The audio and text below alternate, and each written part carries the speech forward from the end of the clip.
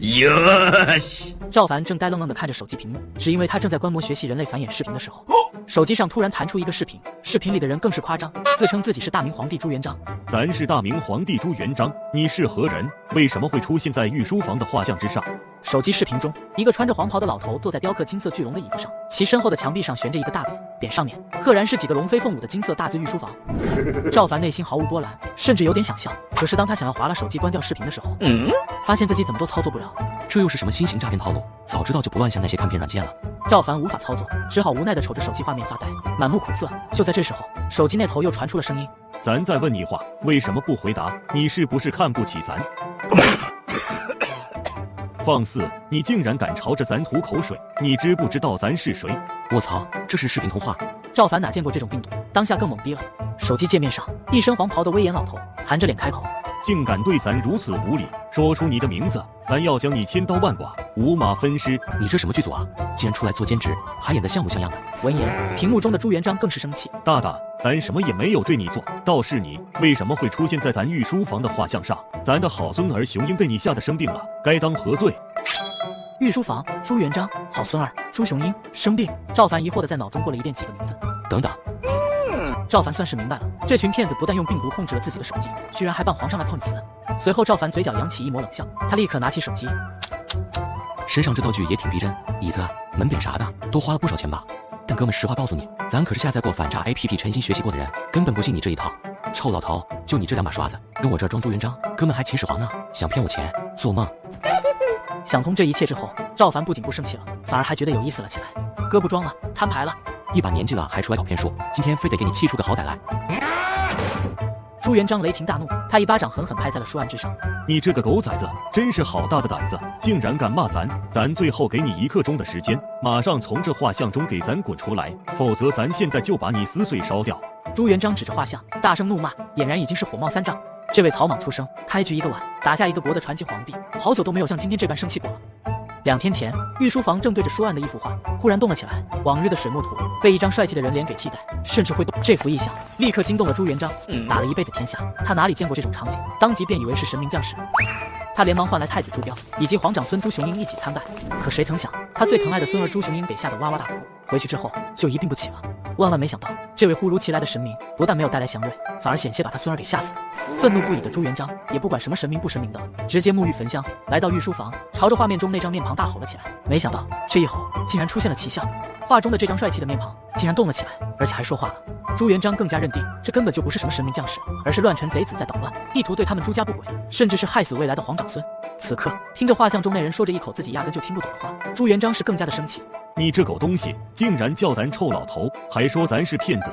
老头子，你消消火，万一气进医院就不好了。赵凡开心的不行，看这老骗子被自己整破防，还真是有点可爱呢。扮演朱元璋是吧？看我怎么拆你的台！毕竟自己对于大明知识还是很熟知的，考倒一个老骗子不成问题。臭老头，你说你是大明皇帝朱元璋是吧？我现在问你几个问题，你要是能答上来，我就相信你身份。赵凡一边清嗓子，拿起备用手机打开录像模式，如果把这一切录下来发到网络上，说不定能火。你好大的胆子！照他往常的臭脾气，谁敢这样跟他说话？他全族早就已经被杀得人头滚滚，血流成河了。但今天不一样，偏偏这个乱臣贼子在画像里面，根本拿他毫无办法。万一生气的把这个画像给撕碎了、烧掉了，那这件案子的线索就彻底断了，这件事情的始作俑者也就抓不到了。小贼，且让你放肆一刻，等咱抓到你，必定诛你9族。行，那你问，咱要是回答不上来，咱就不是大明皇帝朱元璋。哟，可以，有点子霸气。既然刚才你说到朱雄鹰，那我现在就问你，朱雄鹰的生母是谁？朱元璋微微皱眉，他本来还以为画像上面的这个家伙会给自己出一个多么深邃的问题，搞了半天居然是这个。咱雄鹰的生母是咱三弟的女儿常氏，只可惜那么好的一个丫头，在生允腾的时候难产死了。这个问题勾起了朱元璋一丝哀伤的回忆。平日里，这位布衣皇帝对待残害百姓的贪官污吏，轻则砍头，重则诛灭9族，搞得朝堂之上人心惶惶，文武百官战战兢兢。但他偏偏又是史上最深情的一个皇帝，他对自己亲人的感情，纵观历史，没有任何一个皇帝能与他相比。赵凡在手机屏幕前惊呆了，因为这老骗子不仅回答对了自己的问题，还说出了常氏的真实死因。不得了啊！这个老骗子熟读史书是有备而来。不等赵凡回过神，朱元璋眯了眯眼睛，射出一道杀机。现在你也该告诉咱，你究竟是什么人了吧？视频对面的朱元璋眼带杀气，要不是手机屏幕拦着，赵凡都觉得他能坐着网线来把他砍了。急什么？我也没说你答对了一个问题，我就相信你啊！如果这样我就相信你是皇帝的话，那也太儿戏了。不能再聊下去了，再聊反诈 APP 都白下了。说完，赵凡开始疯狂上滑手机，准备返回桌面，可手机还是跟之前一样，没有一丁点的效果。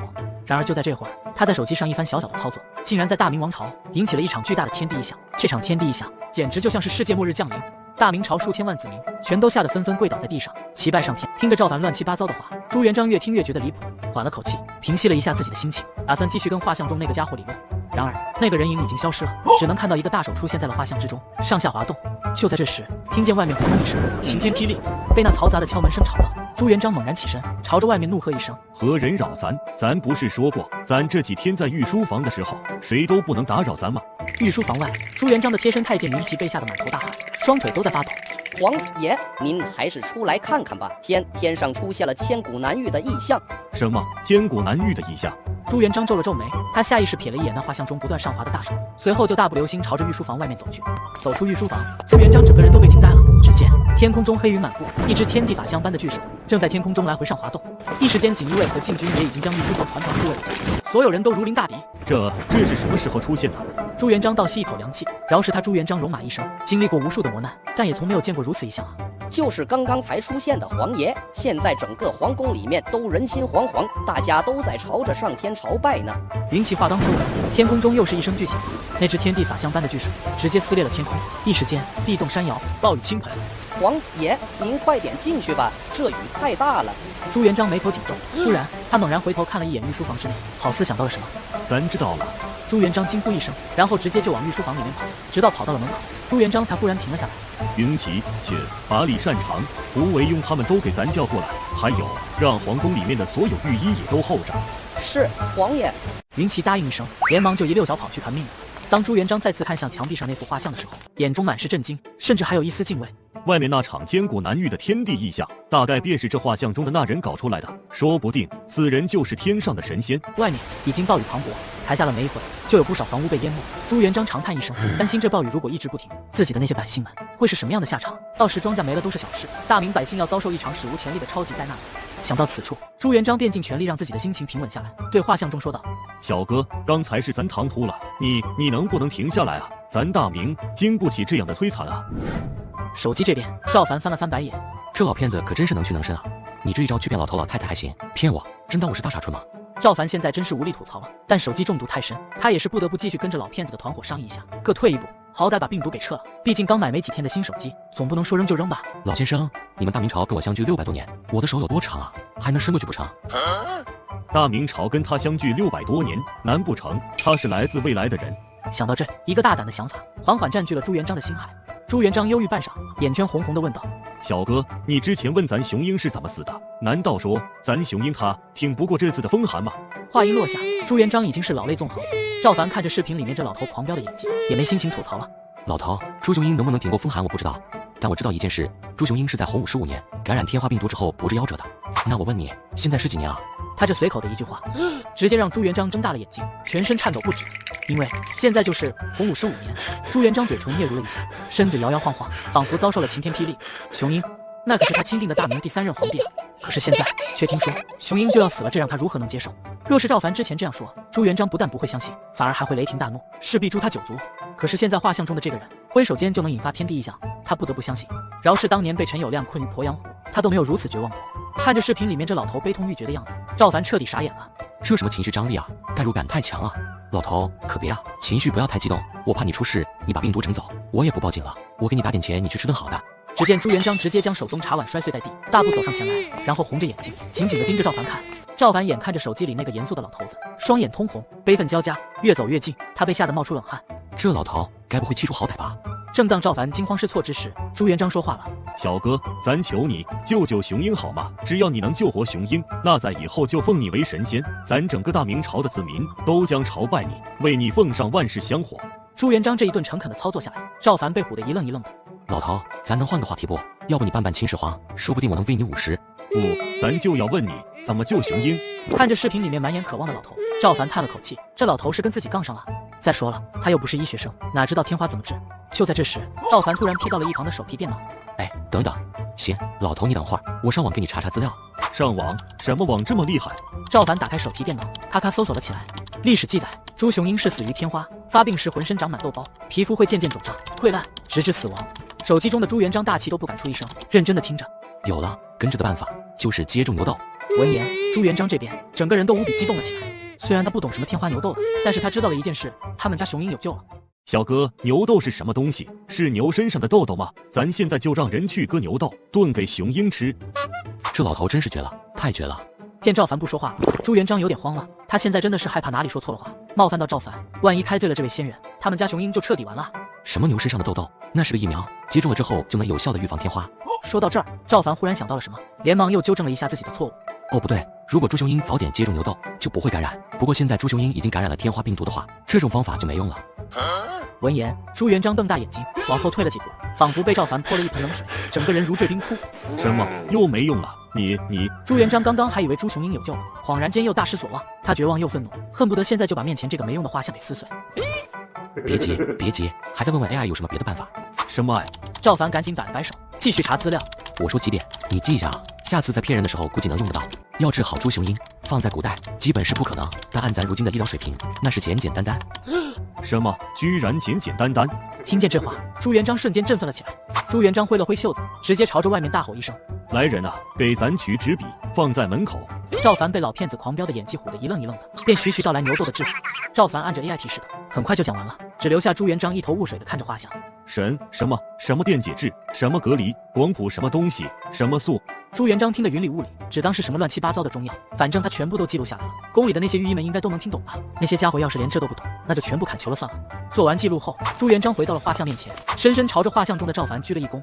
多谢小哥，如果此法真的能救活咱家雄鹰，咱就一定会履行诺言，届时一定为小哥你筑庙堂，奉万世香火。说完之后，朱元璋就将画像缓缓合上了。谁料画像刚一合上，外面的倾盆大雨戛然而止，之前阴翳的天空恢复了一片晴朗。一瞬间，朱元璋激动万分，越发相信画像中那人的强大，也更加相信自己手里的这个方子能救朱雄鹰了。他急忙推开门，匆匆而去。赵凡这边可算舒了一口气，终于送走。想到这里，赵凡赶紧上滑手机，准备卸载看片软件，可手机依旧像是卡死了一样，直接白屏了。我勒个豆，我手机到底是怎么了？然而就在这时，突然一阵刺啦刺啦的响声从手机上发了出来，一股强大的电流忽然从赵凡的指尖刺入，然后游走到了周身。这猝不及防的一疼，直接让赵凡大叫一声，便一头栽倒在了床上。而他身旁的手机在释放出一股强大的电流后，忽然出现了一个黑色的漩涡。另一边，朱元璋合上画像之后，连忙拿着刚刚记录下来的纸张冲出了御书房。朱元璋面色冰冷，大步朝着太子朱标所住的文华殿而去。就在这时，太监云奇慌忙跑来，扑通一声跪在朱元璋面前。皇爷，宫里的御医们都聚集在了东安门，随时听候诏令。来的正是时候，让御医们全部给咱赶往文华殿。在锦衣卫和一众太监的陪同之下，朱元璋很快就来到了文华殿门口。一来就听见里面传来了凄厉的哭声，是太子妃吕氏的声音。我的雄鹰啊，你快点醒醒吧！你要是有个什么好歹，母妃可怎么活啊？太子，你快去通知父皇，雄鹰若是出点什么事，可如何是好啊？皇爷，太子妃可真是一位圣母啊！虽不是皇长孙的生母，但她对皇长孙却是视如己出。朱元璋一个眼神，吓得王景洪直接扑通一声跪在了地上。皇爷，是奴才多嘴了，奴才知罪了。王景洪被吓得汗流浃背，开始不断打自己耳光。朱元璋哼了一声，目光扫过王景洪，便大步走入了文华殿之内。父皇，您怎么来了？我才刚准备让人去请您。除了朱标，在场的吕氏、朱允文、吕本等一众人也都纷纷扑倒在了地上。咱孙儿雄鹰怎么了？朱元璋冷着脸，目光扫过四周，在场众人全部都被朱元璋这极具压迫感的气势给压得喘不过气。朱元璋深深吸了口气，见众人都一脸焦急的样子，朱元璋大概已经猜到孙儿的情况越发严峻了。倒是吕氏第一个打破了场面的寂静，啜泣着对朱元璋说道：“父皇，刚才的那场暴雨过后，雄鹰忽然就陷入了昏迷。皇爷爷，您快救救雄鹰哥哥，允文好舍不得他。”朱元璋叹了一口气，大步朝着朱雄鹰走了过去。说说吧，咱雄鹰到底怎么样啊？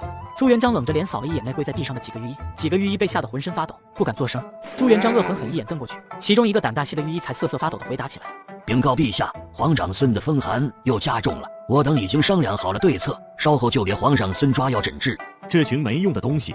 就在这时，戴元礼、戴思恭、盛启东等一众名医也连忙赶到了现场，诊断了起来。会诊过后，他们统一认为皇长孙昏迷不醒是因风寒邪气所致。风寒邪气？既然是风寒，不是早就应该治好雄鹰了吗？为什么还会恶化至此？闻言，众名医顿时脸色刷白，一个个大气不敢吱一声。朱元璋直接怒视着众御医：“一群废材！如果你们说的方子真的有用，咱雄鹰为什么这么多天了还不好，反而是越来越严重了？”朱元璋的暴怒让众人吓得都匍匐在地，不敢说话。混账！要是皇长孙出一点事，你们开当何罪？别看这位太子爷平时温和的像个观音菩萨，但他要是发起狠来，谁都怕。行了，彪儿，别动不动就降罪。雄鹰生病也不是他们害的，这也不怪他们，实在是这群人学识有限。闻言，一众御医顿时呆若木鸡，以为活在梦里。这动辄杀人如麻的陛下，居然劝起了太子。按理来说，应该是朱元璋要杀他们，然后朱标给自己求情才对啊。吕本、吕氏父女二人也是万分惊讶，朱允文更是用一种奇怪的眼睛盯着自己的父亲看。父皇，可是雄鹰他……朱标指了指病床上呼吸微薄的朱雄鹰，忍不住眼泪都掉了下来。彪儿，不瞒你说，其实咱已经有了救雄鹰的办法。父皇，可是真的？听见此话，朱标激动不已，眼睛都直了。那是自然，咱还能骗你不成？朱元璋转过身，狠狠扫向了那些个御医。你们这些个学识渊博、饱读诗书的御医们，知道什么叫做天花吗？天花？朱元璋这话一出，一众御医们都被问傻了。看着这群人呆愣愣的样子，朱元璋顿时心里气不打一处来。一群废物，这都不懂，你们也配当御医？父皇，莫非天花就是雄鹰的病名？不错，咱再问你们一个词，你们要是再不知道，那就都去喂猪吧。一众御医顿时被吓得浑身发抖。知道什么是牛痘吗？众御医集体懵逼，他们真是不敢猜，生怕猜错了就会被朱元璋派去喂猪。行了，咱看你们这些废物也不知道。实话告诉你们，牛痘能预防天花。咱雄鹰要是早点接种了治什么牛痘，现在就不会有事了。一个接一个的名词听得在场所有人都一脸茫然。给他们看看什么才叫做真正的医道。王景洪立即就将草稿拿给了戴元，一众御医们纷纷围在一起看了起来。可这一看，他们更猛了。这第一点就是要隔离皇长孙，这怎么能行？隔离了之后，谁来照料皇长孙？万一有个什么闪失怎么办？接着往下看，给患者提供水分和营养，维持水电解质的平衡。一众御医们面面相觑，纵使他们纵览古籍，也从未见过这些个药名啊。此时一众御医抓耳挠腮，看完这些药物名称，一个个在心里都把遗书给默写了一遍。父皇，你给他们的是什么方子啊？我看他们好像有点看不懂。完了，难不成这些东西都乃仙丹、灵药？朱元璋抓耳挠腮，若真是凡间未有之物，那这些东西又应该上哪里去找？彪儿，咱就实话告诉你，这个方子是画像中的那个神仙给咱的。什么？画像中的神仙？朱标，你们知道刚才外面那千古难遇的天地异象是怎么产生的吗？还请父皇解惑。就是因为咱冒犯了画像中的神仙，神仙一怒之下差点就给我们大明朝降下了天罚。什么？听见此话，朱标顿时傻眼了，没想到方才那一番惊天动地的异象，竟然就是画像中的那人所做。那个人真的就是神仙。那神仙除了给了咱救治雄鹰的方子之外，还说了雄鹰的病因。给在场众人解惑之后，那些个御医们也纷纷抬头看向了朱元璋。只是这药方里的东西依旧是天大的难题，万一皆非世俗之物，那该如何是好呢？赵凡不知道他就睡了一晚上的功夫，大明朝那边已经过去了好几天。这几天御医们按照朱元璋的办法，先将朱雄鹰隔离了起来，然后用了一些退烧散热的药物对其进行治疗。但由于对其中几种药物实在是没有头绪，无奈之下的朱元璋只能亲自带着朱标来到了御书房，打算打开画像求助赵凡。赵凡刚走进卫生间后不久，他充上电的手机就亮了屏幕，屏幕上那个巨大的黑色漩涡再次冒了出来。赵凡刚走进浴室后不久，他刚充上电的手机就搓出了一个巨大的黑色漩涡。不稍片刻，忽然狂风大作，连同浴室门直接被一堆不拉朽之力瞬间摧毁。我靠，洗个澡不至于遭痛解吧？正当赵凡震惊之余，只见自己桌上正充着电的手机竟然正凝结出一道巨大的时空漩涡。天菩萨，我是不是看片看出幻觉了？手机竟然弹出时空门了！赵凡刚准备靠近研究，下一秒房间内又是猛烈震动，一阵烟尘过后，赵凡竟发现在烟尘之内竟然多出来两个人影。仙女下凡，田螺姑娘。不行，我是社会3号青年，不能胡思乱想。不管怎么样，安全第一，就算是仙女，电晕了也可以用。然而下一秒赵凡就幻想破灭了，烟尘之中传来两个男人的声音。不是仙女，难道是遭贼了？烟尘中，彪儿啊，这里应该就是神仙住的地方。神仙住的地方？父皇，这不可能吧？怎么不可能？想必是神仙知道咱的请求了，特意把我们唤来此处。看来这次雄鹰的事有救了。还没等两人高兴完，突然一股强大的电流直冲脑门，一顿霹雳闪电之后，两人晕厥倒地。两个笨贼居然偷到我家来了，地主家也没有余粮了。赵凡正准备把朱标和朱元璋两人捆起来，转眼一看，发觉这两人打扮有些怪异，而且年纪稍长的那个男人，不就是之前跟他在电话里装皇帝的那个老头吗？结合刚才自己手机制造的时空门，赵凡已经开始怀疑眼前这两个人说不定真有可能是从明朝过来的。若真的是朱元璋，我这罪过岂不是大了？赵凡想了想，索性不考虑这么多，自己是被私闯民宅，就算天王老子来了也不能偷看他洗澡，这是底线。我记得刚刚是晚上啊，怎么突然就到白天了？父皇，你看这头顶上的好像是个太阳。仙法啊。二位用不着这么夸张吧，这只是点灯而已。说着赵凡便按动一旁的开关，点灯就闪动起来，这下更是惊得二人瞪大了眼。一指就让黑夜变成白天，这是何等的法力无边！父皇，太可怕了，我们还是回去吧。回去哪里？我们来这里便是仙人指路，来给雄鹰求医问药的。说着，朱元璋看了看身上的绳索，客气一笑：“仙人可否给咱松绑？都是误会，误会。”赵凡乐了，这朱元璋竟然把他们当作是仙境了，如此也好，省得自己装叉了。是不是误会另说？你们来此地干什么？回仙人，上次你说了治疗天花的办法，咱都试过了，只是这药，我等实在无处可寻，请仙人赐药。望着眼前的一幕，赵凡有些动容，眼前的可是一国之君啊，如此高贵的身份也会为自己的孙儿奔走，实在是一位人君。你们别这样，我先给你们松绑，你们就在此地，不要随意走动。明白明白，仙家中的我等凡人不敢窥探。我去仙府里取些过来。谢谢仙人，谢谢仙人，咱家雄鹰有救了。说完，赵凡就在二人面前掏出手机，为了保险起见，赵凡还打电话给药店说清楚病情，这才按照药店医生的意思下单买药。天哪，这不会就是传说中的千里传音吧？仙人正在传话，不要叨扰。等到赵凡下单完成，这才走到二人身边。你们别急，我的弟子一会儿就把丹药送到，只需按照说明，便可药到病除。不好意思，这些天位雄鹰的事儿，已经许久没有进食了。朱标刚说完，朱元璋的肚子跟着也叫了起来。赵凡这会儿家里是一穷二白，啥吃的都没有，只有几桶还没来得及吃的泡面。二位稍等，我给你们找些吃的。说着，赵凡便烧好热水，当着二人把泡面泡开，顿时香气四溢的味道顺着热气散发出来，惹得朱元璋二人口水直流。这是什么食物？居然这么香！我看仙人只是将水倒进那个小碗里，难不成白水能够变成食物？朱元璋也不敢多问，毕竟这里可是仙府，不是他们这等凡人可以窥探的，只能安静的等待赵凡赐予他们食物。不多时，赵凡把泡面给二人递过去，二人迫不及待的就吃了起来。这面也太好吃了吧！仙家的吃食果然非同一般，太好吃了，太好吃了！他们俩可是皇家贵族啊，什么美食没吃过，居然一碗泡面就把他们征服了。趁着他们吃面的功夫，外卖送的药也到了。赵凡没多想，就赶紧告诉两人使用方法。听完之后，朱元璋差点没给赵凡跪下。如此圣药，仙人真的就直接送给咱？没啥，这些丹药我平常稍加炼制就会有很多，什么圣药，也就几十块的寻常药而已。赵凡也不想跟他们多胡扯，毕竟言多必失，要是让他们知道自己不过是一介屌丝，那可就装逼失败了，以后骗吃骗喝也就不方便了。毕竟他们随便留下一个物件也可是价值连城啊。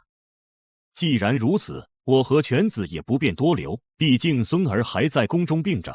说话间，赵凡的手机又出现了一个时空漩涡，朱元璋二人相视一眼，便要走进去。哎，等等，你们不留什么东西，就这么走了？仙人，不是咱抠门，您这是仙家，只怕是我给什么东西，您都看不上眼了。我要不要是我的事情，你给不给是你的心意了。说罢，朱标赶紧从袖中取出一枚金锭。仙人去薄礼不成敬意，下次若还能来，小人定给您备上厚礼。赵凡脸上的喜色稍纵即逝，他不能表现得太直白，这个逼他得装到两人离开才行。行吧，你们快回。朱元璋二人四处张望了下，似乎还挺留恋他这仙府。只见朱元璋眼神落在了桌上的一个打火机上面，上面还写着某按摩店的电话号码。赵凡也很慷慨，直接就把火机送给了朱元璋，告诉他这叫雷电火折子。朱元璋如获至宝的样子，最后两人才心满意足地进入那黑色漩涡里。也就是在这个时候，赵凡的手机也恢复平静，只是手机依旧没有任何反应。有了这次体验，赵凡也不敢随便乱动手机了。也不知道明太祖下次什么时候来，听那朱标说下次来要备厚礼，看来要多备一些泡面了。朱元璋和朱标二人回来之后，就火急火燎向朱雄鹰赶过去。等两人赶到时，却发现文华殿这空空荡荡的，一个人都没有。就在两人疑惑之际，一个宫女从一旁跑了出来。慌慌张张的干嘛？陛下，皇长孙殿下他不行了，但御医让我去请皇后娘娘。一群没用的东西！要不是自己已经拿到了治疗雄鹰的方子，朱元璋恨不得立马就把这群废物给砍了。这时戴元礼、戴思恭、盛启东等一众名医在文华殿前个个愁眉不展，这些天他们改用的方子都用过了，可还是无法减轻皇长孙殿下的症状，唯独皇上口中的那几味药他们是真找不到。一时间太医们都人心惶惶，生怕皇上降罪下来。正在此时，门外传来朱元璋的叫骂声：一群废材！此刻朱元璋在一群婢女的陪同下走了进来，他怒视着众御医，以为进宫当太医就高枕无忧了，遇到疑难杂症就无法根治，要你们何用？眼见朱元璋暴怒，所有人都匍匐在了地上瑟瑟发抖。今天到底是谁人头不保，谁也不知道。然而下一秒却让在场所有人惊讶。好了，都起来吧，今日咱不降罪于你们。皇上居然没有责罚，吓尿了，还好没事，谢皇上不杀之恩。此时朱元璋从口袋里拿出来几盒药，按照先前赵凡的遵嘱，将几粒药丸和胶囊交到圣御医手里。把这药给雄鹰送水服下吧。这丹药形状奇怪，皇上您是从哪儿获得的？问这么多干嘛？这是我特意从仙人那里请来的。仙人说了，只要咱雄鹰吃了，肯定会药到病除。是，陛下，我这就给皇长孙服药。在几位御医怀疑的眼光中，将药剂给雄鹰服先后。半个时辰后，原本黄长孙蜡黄的脸色慢慢浮现出了红晕，本来急促的呼吸也逐渐平稳了起来。看到变化，几位御医急忙探手诊脉，戴元礼忍不住站起来，轻呼一声：“有了，黄长孙殿下病情稳定了。皇上，接下来只需按时服用仙丹，辅以调养，黄长孙殿下的身体很快就会恢复的。”其实这次赵凡提供给朱元璋的药，有相当一部分都是中成药，只是制作工艺更加现代，所以这几位御医看着这些药丸很是狐疑。毕竟这些药剂在他们认知里不应该就这么点个，但是当真相摆在眼前的时候，他们不得不承认皇上带回来的的确是仙丹。仙药，真的是仙药啊！咱雄鹰命不该绝。对了，元礼啊，今天宫里怎么了？为什么咱一路走来都没有见几个人？怎么连文化殿都没什么人？人都去哪里了？是这样的，陛下，您跟太子失踪的这半个月内，宫里已经乱作一团了。太子妃他们应该是去了御书房。什么？已经过去半个月了？他们只是在仙人那儿度过了一个晚上，大明朝竟然就已经过去了半个月。天上一天，地下一年，真不是说说而已的。父皇，要是我们再多在仙界待一会的话，真不知道大明朝会发生什么乱子。此时大明皇后马秀英等人守在御书房外，一同守在御书房的还有大明王朝的子嗣们。母后，要是父皇和大哥真的不见了，我们大明朝可怎么办？这些个儿子貌合神离，都在觊觎着这龙椅。果然帝王家的子嗣个个都是野心勃勃。吕氏，雄鹰怎么样了？母后，雄鹰他依旧常睡不起，御医试了各种办法，依旧没有任何用处。此话一出，在场众人皆是沉默不语。马皇后脸色阴沉，久久没有说话。吕氏，那你觉得如果皇上和太子都回不来了的话，该由谁来继承大统呢？母后，这等国家大事儿悉不敢多嘴，请母后定夺。重八定下的规矩是嫡长子继承大位，如今彪儿了无音讯，就应由彪儿之后的傻儿继承大位。戒备森严的御书房之内，两道身影站在门口，一道比较高大，略显苍老，另外一道则是年轻文弱，正是朱元璋和朱标。才离开了这么些天的功夫，竟然就有人开始窥探皇帝之位了。刚刚外面发生的事情，他们全部都听在耳中。父皇，朝中无人定夺，我想他们也是有苦难言。朱元璋认真看了一眼身边的儿子朱标。朱标啊，你心地善良是对的，可也要看清身边人啊。朱标哑口无言，沉默了一会，他就又道：父皇，那我们现在进去。急什么？咱倒是要看看他们到底会闹到什么程度，正好这一次将这些怀着异心的狼崽子全部宰了。走，去坤宁宫，这神仙食物也给你母后尝尝。说完，朱元璋跟朱标从御书房的另一道门离开。马皇后刚回去，就急匆匆下了轿子，进入内殿。此时宁国公主和安庆公主早已恭候多时，见母后回来，两女立马哭哭啼啼地走了上来。见过母后。见两个女儿出现，马皇后在御书房内心中的委屈顿时涌上，两行眼泪也顺之流了下来。在外面马皇后还能强装镇定，但是在两个女儿面前，她再也控制不住情绪。她最疼爱的孙儿朱雄鹰重病不起，说实话，她真的是已经不知道该怎么办了。还是没有父皇和大哥消息吗？母后，宫里宫外现在已经出现了不少闲言碎语，大家都在说吕氏要把持朝政了。都是谁在胡说？名字记下了吗？都记下了母后，等父皇回来之后，有他们这些人好看的。对了，母后，胡文庸好像也在暗中跟吕氏联系。要是你们父皇在，给他们1000个胆子，他们也不敢如此这般。母后，这件事情好奇怪，父皇和大哥明明是在那么多太监和锦衣卫的眼睛底下进入御书房的，怎么可能就忽然消失不见了？母后，父皇和大哥该不会已经遭受了有些人的毒手吧？就在母女仨互诉衷肠之时，外面忽然响起了一阵脚步声，随之而来的则是禁军的喝止声。是谁胆敢擅闯坤宁宫？马皇后母女3人顿时愣住了，随即只见一个人走了进来，正是太子朱标。大哥，您回来了。母后，儿臣不孝，让您担心了。好，回来了就好。彪儿，你父皇呢？母后，父皇没事，就在御书房里面，您跟我过去吧。母后，一会见到重八，看我怎么收拾他。这次可真是担心死我了。母后，我们也想去见父皇。不可，如今局势不稳，你们万不可随意走动，免得被人做文章。另外，父皇说了，我们此次回来之事先不要说出去，否则杀无赦。朱元璋此时正躺在椅子上悠哉地点燃一个叫做香烟的东西。此物做工精致，提神醒脑，甚好甚好。从侧门进来的马皇后看到朱元璋悠闲的样子，原本的担心一扫而去，转而是一股无名火蹭蹭往上涨。好你个朱重八，消失了半个月，感情是找了个地方逍遥快活了是不是？你知不知道老娘这半个月是怎么过来的？马皇后上去就揪住了朱元璋的耳朵，疼得朱元璋嗷嗷叫。哎呀妹子，疼，好疼，快点松开咱从仙界给你带好东西过来了。哼，蛇带什么好东西了？不然我跟你没完。你傻乐个啥？赶紧给你母后尝尝我们带回来的特产。朱标赶紧找来了一些热水，把泡面给泡上。很快，一股勾人味蕾的香气随着热气溢满整间御书房。天哪，这是什么味道？好香啊！此物叫做方便面。听仙人所说，此物是在不方便做饭的时候用来吃食的，只需1碗清水即可迅速获得饱腹。天哪，方便食品！我瞧这食物比咱煎饼馒头可好吃多了。很快泡面泡好，朱标便把方便面端到马皇后跟前，请母后品尝。天哪，这是什么神仙味道？好香！这10几天来，马皇后茶不思饭不想，都快愁出病来了。这一口泡面下去，顿时胃口大开，很快便炫完1碗泡面，一脸的意犹未尽。虫爸，你这方便面是从哪里得来的？回母后，我们去了一趟仙界。仙界，你们父子俩可别诓我。虽然这方便面十分美味，但是马皇后是不论如何也不会相信2个大活人去了一趟御书房，还能跑仙界里。咱不仅去了仙界，而且还带回来了能治好雄鹰的仙药。现在雄鹰已经服下仙药，病情已经控制下来了。治好雄鹰的仙药？虫爸，你没跟我开玩笑吧？马皇后激动无比，这些天可竟听到御医给他们的传来坏消息了。一时间，这话从朱元璋口中说出，马皇后竟然颤抖得有些难以置信。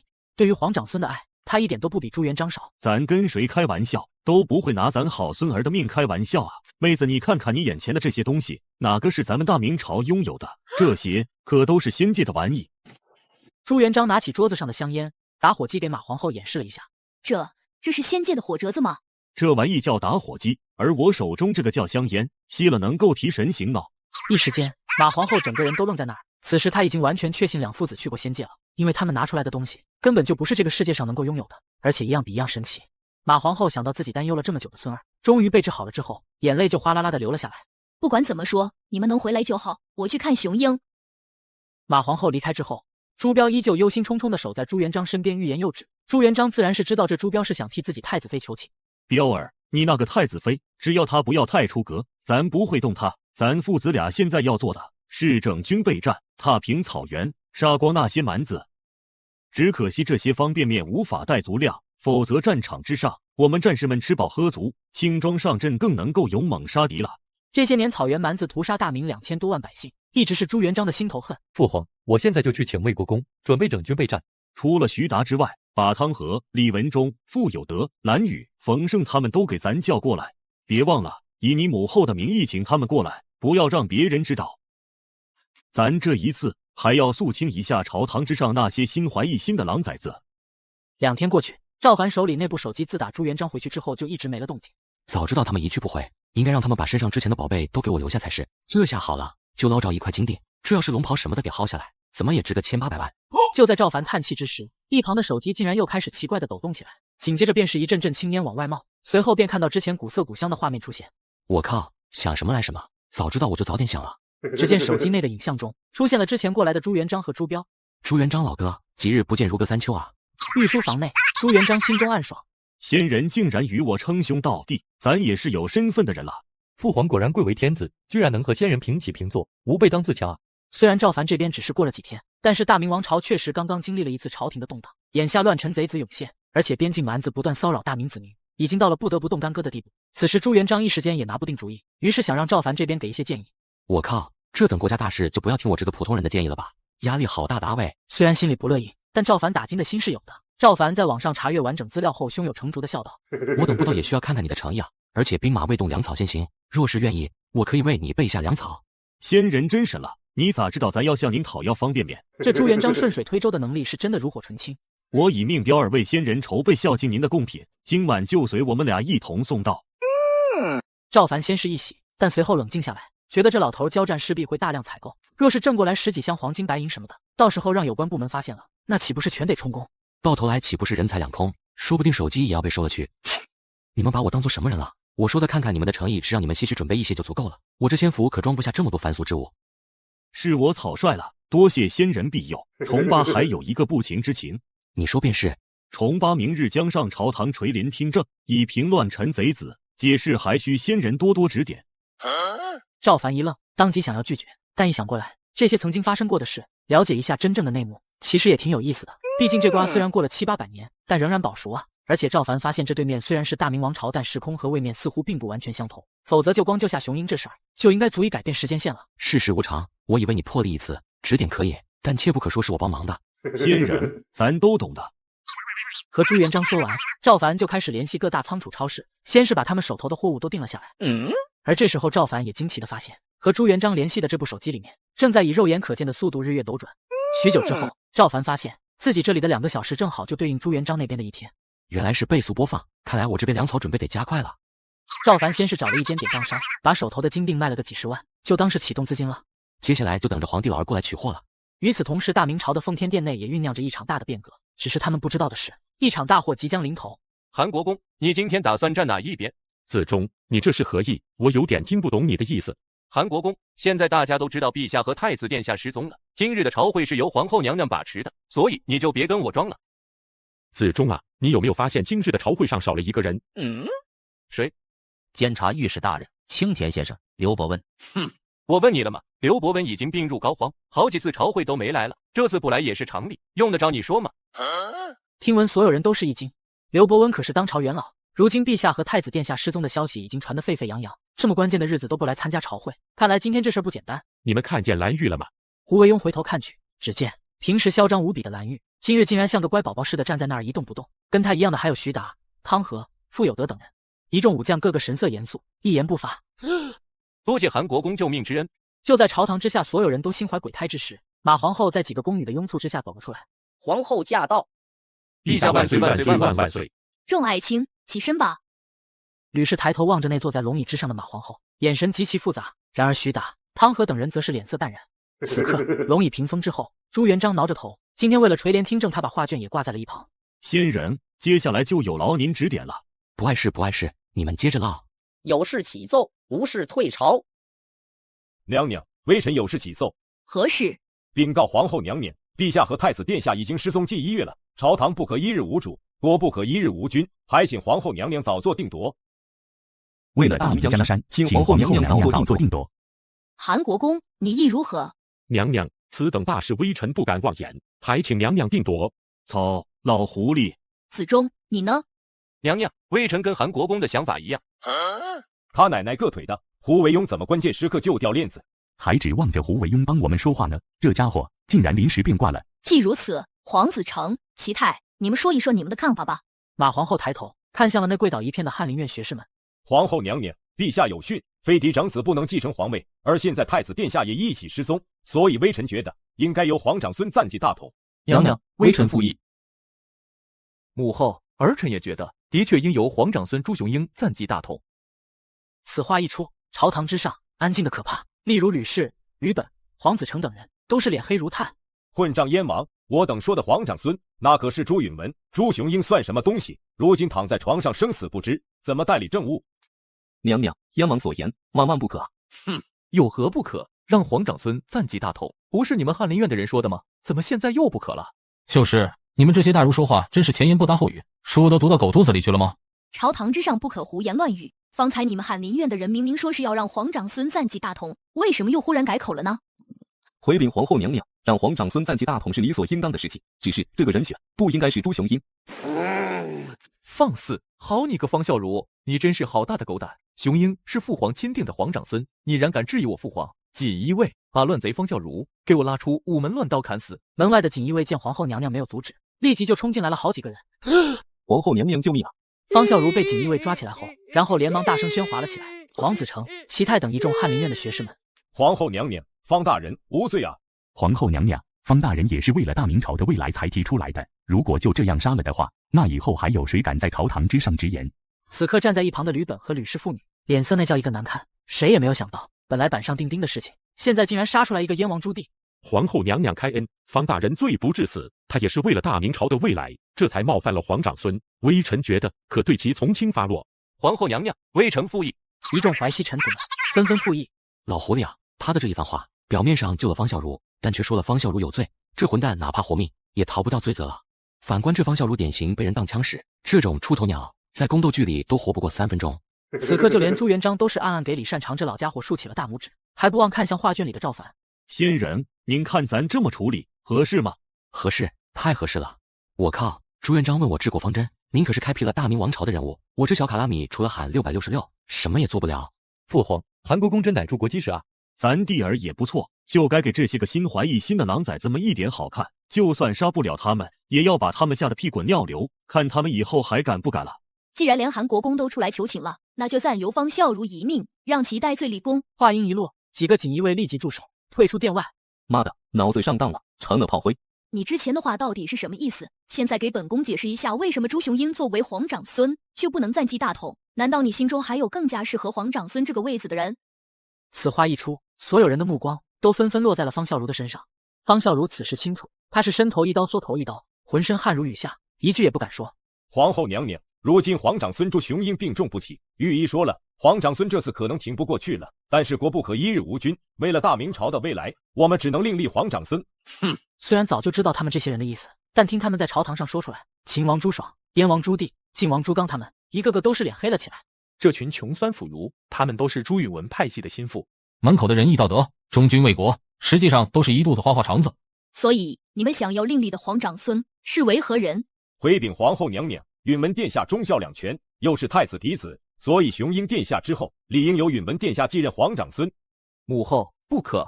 燕王殿下为何不可？难不成你想继承皇位吗？什么时候轮到我继承皇位了？大哥之后就是二哥，应该由秦王朱赏继承皇位。此话一出，燕王朱棣直接就遭到了一众翰林院学士的口诛笔伐。天啊，堂堂大明藩王竟然会说出如此背逆祖宗的话！先帝要是在天有灵，一定不会放过他的。陛下有宣，飞嫡长子不能继承皇位啊！是啊，现在能继承皇位的就只有宇文殿下一人，否则的话，天下人都会不服。朱棣被气得脸红脖子粗，在这一刻，舌战群儒在赵凡眼前是彻底具象化了。老四，你别说话了，这群斯文败类理他们干嘛？彪儿，你觉得老四到底是想让老二当皇帝呢，还是他自己想当皇帝呢？父皇，四弟绝无此心。奉天靖难，朱棣成为大明第3代皇帝，永乐大帝。算了，还是继续看戏吧。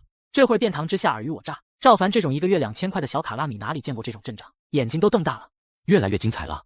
父皇，那我们什么时候出去？再不出去的话，估计会出乱子。急什么？沉住气。朝堂之上，吕氏嘴角微微上扬，他下意识地看了一眼燕王朱棣，没成想燕王朱棣也看向了他。请皇后娘娘为了大明朝的未来早做决定。请皇后娘娘早做决定。朝堂上下气氛无比凝重了下来，俨然有一种逼宫的气味。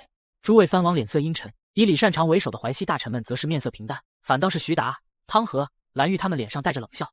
马皇后高坐于龙椅之上，目光扫向一众山呼的翰林院学士们，最后落在了吕氏的身上。太子妃，你有什么意见？皇后娘娘，儿媳一介女流什么都不懂，此等大事还是由皇后娘娘您来决定吧。眼前的吕氏看起来非常惶恐的样子，但实际上他现在已经是激动的无与伦比，因为只要是朱允文成为了皇长孙，那他就是板上钉钉的大明朝下一任皇帝了，而他吕氏也能顺应成为太皇太后，到时候把持朝政的可就不是马皇后，而是自己了。一想到吕家能够历经数百年而再一次雄起，吕氏激动的都要哭出来了。跟他一样的还有站立在旁的吕本。我吕氏一族终于要重见天日，恢复祖上荣光了啊！然而就在下一秒钟，就给了吕家当头棒喝。好，既然大家让我做主，那么听本宫的。若是3年后，陛下和太子都还没有回来，那就由朱雄英来继承皇帝之位。马皇后此话一出，顿时朝堂震动，那跪拜在地的吕氏顿时整个人如遭雷劈。怎么回事？皇后娘娘为何会做出如此决定？难道她不知道朱雄英已经活不了多久了吗？吕氏赶忙就给皇子成、齐泰、方孝孺等人打了个眼色，这几个人现在也是无比惊讶，无比气愤。皇后娘娘，雄英殿下当不久于人世啊！一众翰林院学士们声泪俱下，看起来就好像是马皇后做了一个要直接葬送大明朝的决定一样，而他们则是正义的化身。父皇，我们是不是该出去了？咱改变主意了，就让你母后再帮咱多当几天皇帝吧。啊，不是吧，父皇，这样会出乱子的。能出什么乱子？咱父子俩不是还在这里吗？再说了，咱还有先人坐镇，你怕什么？朱标这会让迟疑的看向画卷里的赵凡，赵凡则冲他挥挥手。其实现在赵凡才是慌的一批的那个人。这对面大明王朝的走向全部跟我们这条位面的时间线完全错误了，也不知道之后会发展成什么样，只能说走一步看一步了。方孝孺，本宫对你一忍再忍，你真是好大的胆子！皇长孙还没有死呢。母后说的有道理，只要雄英不死，谁也不能接任他的皇长孙之位。感受到了皇后的愤怒，外面的锦衣卫已经冲了进来。此刻，只要马皇后一声令下，他们就会将皇子成、齐泰、方孝孺等人直接插出去。前一刻，这群还哭天喊地的翰林院学士们瞬间安静了下来，连个屁都不敢放。太子妃，你可有何异议？儿媳谨听皇后娘娘的旨意。好，既然如此，那就散了吧。散朝。娘娘不要气馁，朱雄英坚持不了几天了，皇位最终还得是允文殿下的。雄鹰殒命这件事儿，在他们看来早已经是板上钉钉的事儿了。正是因为如此，他才没有在朝堂之上说话。退朝之后，徐达、汤和、蓝玉等诸将并未离开，他们得到太监云奇的密令，在奉天殿外面转了个弯之后，就去了内殿。在见到朱元璋和朱标并排而坐之后，诸将吓了一跳，反应过来之后立即跪拜在了地上，免礼，众爱卿平身。诸将起身之后，又有一个人姗姗来迟，正是韩国公李善长。虽然李善长早就有所猜测，但现在看见坐在那儿好好的朱元璋和朱标后，心中还是不免暗暗震惊。陛下和太子真是好手段啊，金蝉脱壳就可让朝堂之下的所有人尔虞我诈，实在是强得可怕。李善长还好已经想到了这一点，所以没有盲目站队，否则等待着自己的将是朱元璋血淋淋的大刀。皇上万岁万岁万万岁！百事啊，快起来！咱不在的这段时间，你辛苦了。不辛苦，不辛苦，能为皇上分忧，是微臣的福分。赵凡对于这种官场推诿实在是不感冒，两方都心怀鬼胎，但又各自不戳破，真是应了那句话，伴君如伴虎。朱元璋淡淡一笑，不再说话，而是继续等着其他人到来。不一会儿，宋濂、吕昶二人也来了。二人见到朱元璋，虽然很是震惊，但也没那么惊慌。人到齐了，说正事吧。皇上，翰林院有罪，不该参与宫内的斗争，微臣斗胆，请皇上放他们一条生路。话音刚落，李善长和徐达对视了一眼，没有说话。好家伙，这个宋濂还真是胆大包天啊！本来这件事跟他无关的，可他却硬生生的把自己给拉了进去，这是说他聪明呢，还是说他蠢呢？因为宋濂这话，一时间内殿内气氛压抑的可怕，只有宋濂跪拜在地上瑟瑟发抖，汗如雨下。朱标见自己老师处境危险，于是刚想求情，却见朱元璋站了起来，然后走上前去蹲在了宋濂的面前，像个痞子一样斜视笑道：你个老家伙，说你聪明，你猜到咱早就回来了，但是你是真蠢啊，为啥又往咱的刀口上面撞？你真当你是开国元老，咱就不敢杀你？一时间，整个内殿被一片杀气笼罩，纵然是杀敌无数的徐达、汤和、傅有德等人，都感觉背后直冒凉意。父皇开恩，宋濂是他的恩师，他说什么也要保老师一命啊！行了，起来吧。老家伙，东宫和翰林院的那些事，咱其实并没有放在眼里，你求咱没用，得看咱妹子怎么处理。皇上何意？实话告诉你，咱今天把你们叫过来，并不是要说朝堂上的哪些事，咱要跟你们说的是彻底肃清北元余孽的事情。赵凡正开心着，突然手机传出一段美妙的语音。赵凡一看是自己为存放泡面找的临时仓库来的电话，急忙挂断后给对方发了个短信，这才算平息了。然而赵凡的声音已经引起所有人的注意，纷纷东张西望寻找声音的来源。忘了仙人还在后面，这要是让这几个家伙发现，那可不得了。想到这，朱元璋赶紧暴喝出声，转移他们注意力。哼，咱在说话呢，你们东张西望的看什么？说到最后一句话的时候，朱元璋的声音铿锵有力，脸色也变得十分严肃，就连眼睛里面都开始爆射出渗人的杀气。李善长、宋濂、吕昶三人哪里还有心思管谁在说话，顿时被吓得面色惨白。这一刻，他们仿佛又看见了那个在鄱阳湖和陈友谅决战的朱元璋，而徐达、汤和，特别是蓝玉，脸上都笑开花了。哈哈哈，他们等这一天等太久了。他们早就想厉兵秣马，进入北漠，将那些草原鞑子们全部斩尽杀绝了。皇上，您不是开玩笑？众人目光齐刷刷看着朱元璋，朱元璋则猛然起身，目光扫过面前众人，咬紧牙关。老百姓常年遭受这帮蛮子侵扰，早就到了解决的时候了。咱要将那些草原上的蛮族全部斩尽杀绝，一个不留。整个奉天殿内殿当中一片安静，所有人都感受到了朱元璋冰冷的杀意。文臣们个个汗流浃背，武将们个个战意昂扬，热血沸腾。皇上不可啊！大明才刚建立10多年的时间，若是现在这个时候赌上所有的国力去肃清草原，将会让大明社稷千疮百孔啊！请皇上三思，一旦动用全部国力，不但会劳民伤财，甚至还有可能会引起民乱，到时候大明朝会国将不国啊！要是以前，咱的想法估计会跟你们不谋而合，觉得北元已经是强弩之末，没有必要再耗费国力去跟他们周旋。可就在前些天，咱跟彪儿去了一趟神仙府邸，知道原来我们大明朝将会在200年后被草原上的蛮族覆灭。你们知道这些畜生覆灭我们大明的时候都做了些什么吗？什么？原来皇上消失的这段日子去了神仙那里，大明朝将会在200年后灭亡，而且还是被北元余孽所灭。皇上，此事当真？北元余孽有那个实力吗？您说的真的是仙人？当然是仙人，咱雄鹰就是被仙人给治好的。这，你说的是真的吗？咱雄鹰真的治好了吗？要知道，朱雄鹰可是常氏的女儿之子，而常氏又是他们好兄弟常遇春的女儿，所以他们这些兄弟们对朱雄鹰那叫一个喜爱，那叫一个心疼。特别是蓝玉，最近这段时间发了疯的要进宫看朱雄鹰，可都被汤和拦住，怕他犯下什么大不敬的事情。各位叔伯，雄鹰已经没事了，是神仙救了他。看着众兄弟激动的样子，朱元璋也忍不住红了眼睛。他长叹一口气，看了眼门帘后的画卷，要不是仙人给了仙药，咱雄鹰这次怕是就挺不过来了。见太子皇帝都这么说了，众将心中悬着的石头落下，纷纷跪拜在地，朝着外面的天空磕起了头。多谢神仙救命之恩，咱蓝玉给神仙磕头了。还有我徐达给神仙磕头了。神仙大恩大德，汤和永世难忘。就在赵凡泪目之际，他就发现自己眼前的手机竟然抖动了一下，随即竟然弹出一条消息：大明王朝开启北元篇章，功德值增加10点。赵凡都傻眼了，手机居然自动升级了。不过这功德值有什么用？赵凡正疑惑，只见手机又蹦出一条消息：1功德值可兑换现金1万元，以及大明王朝商品。我靠，功德值可以兑换大明商品，那岂不是妥妥的上大明进货古董了？当然也可以兑换更高阶的商品，但是因为您的权限设置，无法浏览更高阶商品。这个破系统，一次不把话说完，差点就把功德值乱用了。行了，跟你们说一说咱从仙人那里得来的消息。此时此刻，李善长他们也已经对神仙之事不敢有一丁点的怀疑，连一个濒死之人都能救活，这不是神仙又是什么？接下来朱元璋从王朝覆灭说到了扬州10日，嘉定3日，听得大臣的表情都抑郁了，恨不得现在就把大明周围的隐患全给消灭了。神仙说，草原蛮族在覆灭咱大明朝之后，至少屠杀了咱大明朝2000万子民，老弱妇孺都不放过。那群宿子还把我大明朝的子民们当成是两脚羊，给他们充当军粮。就他们这群畜生的所作所为，我们大明朝别说是拼上国力了，就算是要让我朱标亲自上马杀敌，去荡平草原，我也愿意。此时听完，所有人都被震惊了，别说是徐达、汤和、蓝玉这些个武将们了，就连李善长、宋濂、吕昶这些文臣们都被气得浑身发抖。他们算是明白皇上为什么要如此大动干戈了。此刻的他们也觉得，就算是拼上大明朝的所有国力，只要能将草原上的那些蛮族们荡平也值得。只有这样，才能永绝后患。皇上，我这就去筹集粮草，筹集军饷。不急，粮草我已经有其他渠道采买了，这些钱留下来筹集军饷吧。见一众文臣们都这么积极了，朱元璋也是松了一口气。君臣同心，其利断金。徐达、汤和、蓝玉、傅有德、李文忠等等诸将纷纷请战。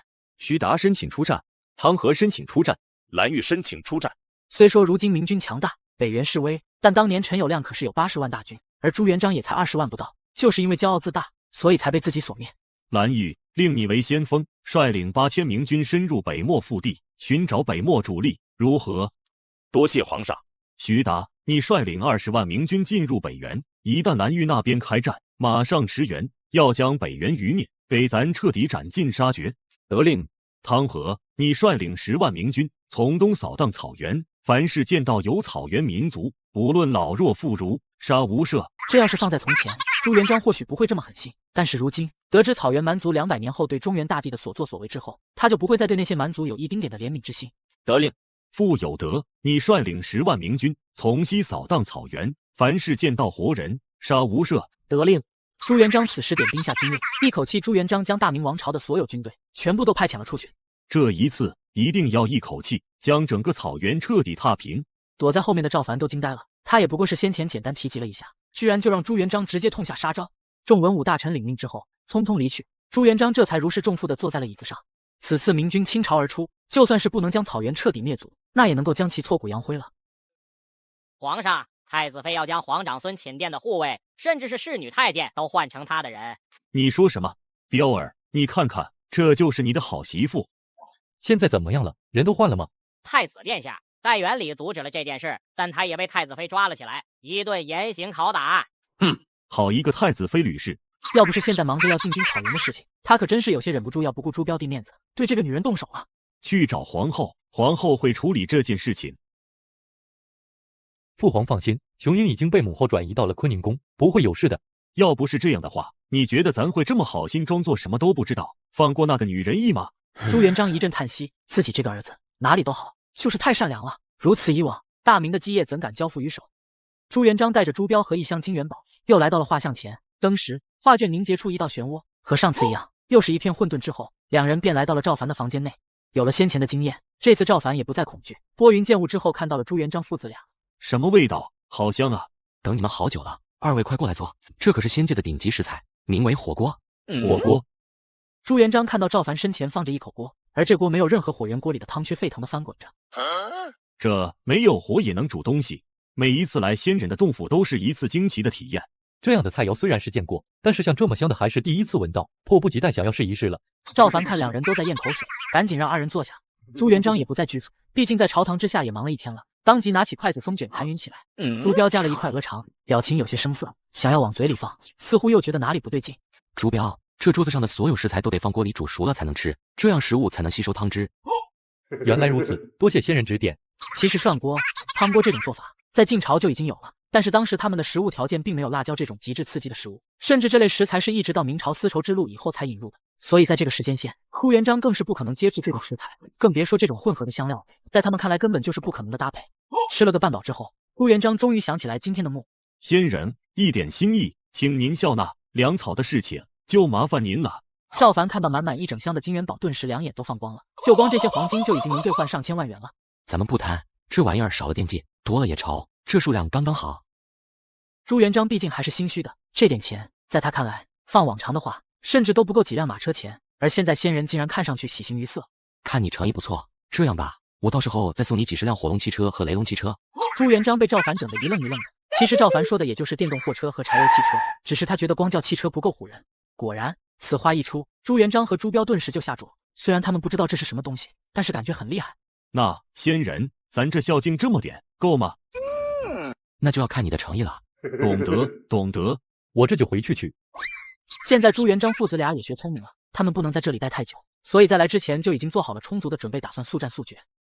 现在粮草以及运输的问题是解决了，但是朱元璋又有了新的心思。仙人，您可以细说一下大明王朝的兴衰吗？其实朱元璋建立大明朝不久之后，就改革了官制，废除了丞相制度和中书省，还设立了6部，只接受皇帝节制。在地方上，废除了行省，改为宣称布政使司、都指挥使司、提刑按察使司3司分权，以此加强了中央对地方的直接管理。父皇，你要废除丞相制和中书省，这些事情朱元璋的确早有想法，只是苦于执行难度，还没付出实际行动而已。而这一切竟然被仙人提前预言了。可是这事儿虽然好，但是怎么废除宰相制和中书省啊？这好像稍微有点难啊。阳县，你们知道吧？阳县是中书省的一把手。当年咱到扬州的时候，那里已是一片废墟，不足100户，百姓流离失所，田野几乎全部荒废。当时杨宪跟朱元璋请愿，说是要在3年之内将扬州重新打造成大明朝的粮仓。当时朱元璋并不相信，但是看他好像很有把握的样子，于是就把扬州交给了他。可是老朱没想到，3年之后，杨宪这家伙竟然真的做到了。朱元璋一副得意洋洋的样子，他觉得自己就是知人善用的典范。杨宪的确是做到了，只是他的麦穗是花大价钱从南洋商人手里买的，他花了10两黄金。赵凡此话一落，朱元璋和朱标父子2人瞬间就呆愣在原地，如遭雷击。仙人，这是真的吗？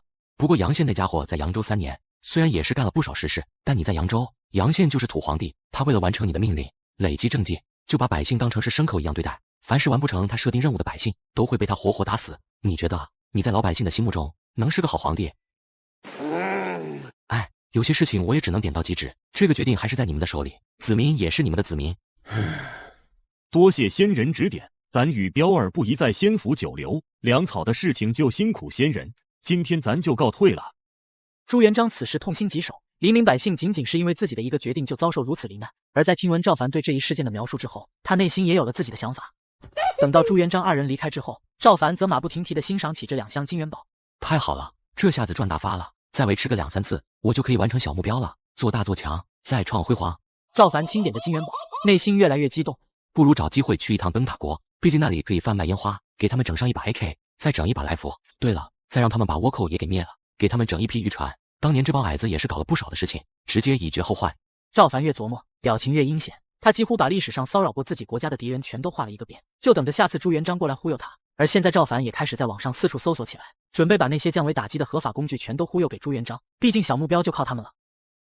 回到御书房，他们这会儿的时间就到了第2天的深夜。彪儿，你回去休息吧，咱还有一些事情要想。好的，父皇。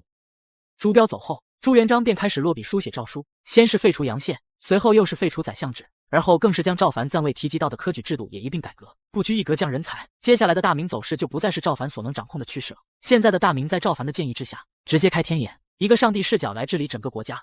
第2天一早，赵凡便打了一轮出租车，带着一整箱金元宝直奔上司的典当行，直接跟对方谈了一个上千万的交易。对方一看赵凡展示出来的金元宝不仅质地纯正，而且还是成批连号，顿时就准备给赵凡杀价。小伙子，你上哪里来的这么多元宝啊？祖传的。其实我祖上有一位爷爷，他姓朱，是一位皇帝。上次我记得你填典当单据的时候，你不是姓赵吗？中途改过姓，毕竟祖上富庶不便露富。原来如此，这样就说得过去了。不过你这整整1箱的金元宝真的要全卖吗？赵凡毫不犹豫的点头，毕竟这玩意儿，如果他真的乐意要，朱元璋能够给他弄来成百上千箱，不过那个数量他是真的解决不了啊。赵先生，我们清点了数量，一共有45枚金锭，20枚金条。我们根据他们的古董市场价，我们报价3200万，您看您还满意吗？原本以为1箱也就卖个1000来万，没想到居然值这么多钱。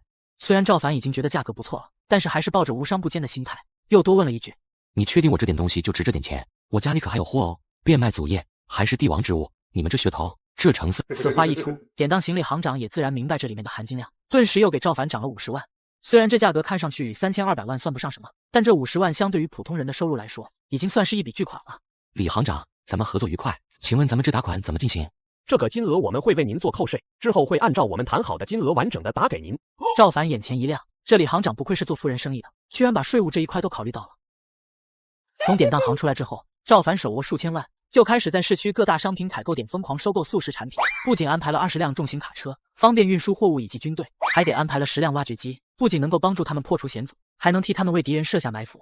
为了配套服务，赵凡甚至去人才市场给朱元璋抓来了20位挖掘机师傅和20位卡车司机。您本单消费300万元，欢迎尊贵的老板下次光临。切，你这太便宜了。瞧您说的，咱这贵有贵的道理，我们这买车还送车模。车模？上车模！就在老板一声令下，那些隐藏在卡车、挖掘机身后的一个个肌肉壮汉整齐划一的站了出来，呼声震天。老板，我照顾你生意，你就给我看这个。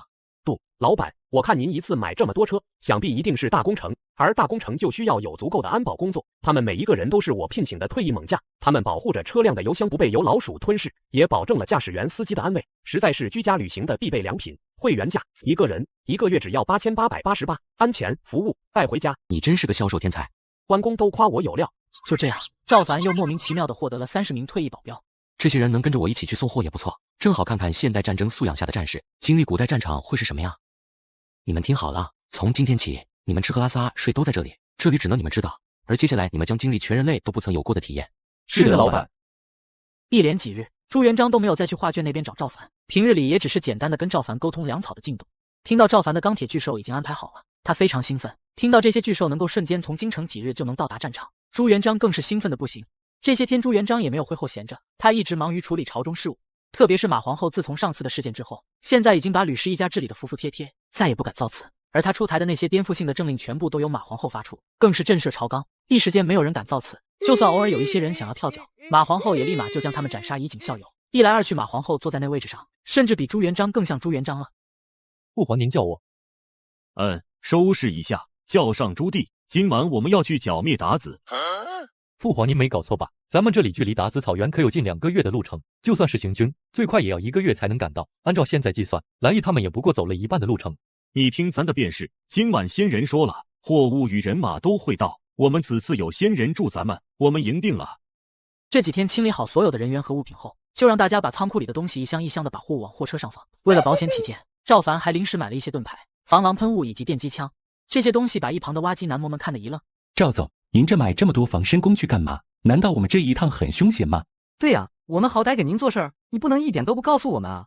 很快你们便会知道了。说这么多，不如眼见为实。如果到时候不乐意，你们再离开也行。我让你们备的油箱都备好了吧？没问题，我已经让我一个小油站的朋友把油罐车都给我们开来了，柴油、汽油各1车。厉害了，我的哥，你真是未雨绸缪啊！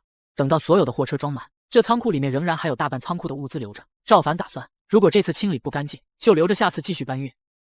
到了下半夜的时候，赵凡的手机突然有了反应，一团紫黑色的漩涡再次升起。随着朱元璋等人出现，漩涡被扩大。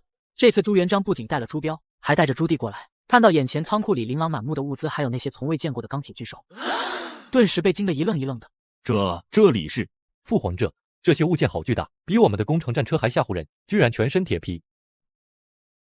天哪，这轮子是什么构造？质地柔软，但居然能够支撑起如此重物，实在是厉害。